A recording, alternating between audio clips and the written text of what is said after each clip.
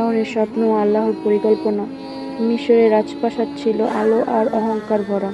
ফেরাউন নিজেকে মনে করত পৃথিবীর সবচেয়ে শক্তিশালী মানুষ। এক রাতে সে ঘুমালেও তার অহংকার ঘুমায়নি। সে রাতে ফেরাউন এক অদ্ভুত স্বপ্ন দেখল। সে দেখল ফিলিস্তিনের দিক থেকে এক ভয়ঙ্কর আগুন উঠছে। আগুন ছড়িয়ে পড়ছে মিশরের রাজপ্রাসাদ, বাড়িঘর আর সৈন্যদের শিবিরে।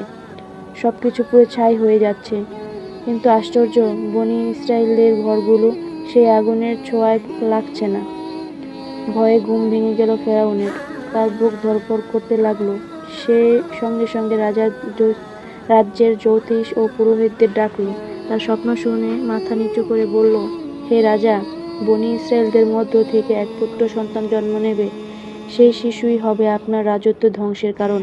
এ কথা শুনে ফেরাউনের হৃদয় কেঁপে উঠল।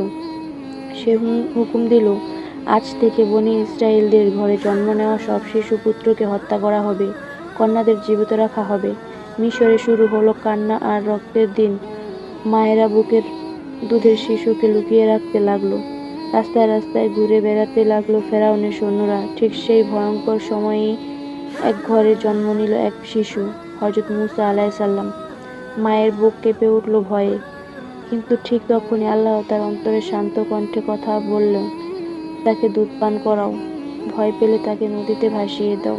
ভয় পেও না, দুঃখ করো না, আমি তাকে তোমার কাছে ফিরিয়ে দেব এবং তাকে রাসূল বানাবো। কাপা হাতে মা একটি ছোট্ট ঝুড়ি বানালেন। চুমু দিয়ে শিশুটিকে ধরে রাখলেন তার ভেতর। চোখের পানি নদীতে পড়ে মিশে গেল।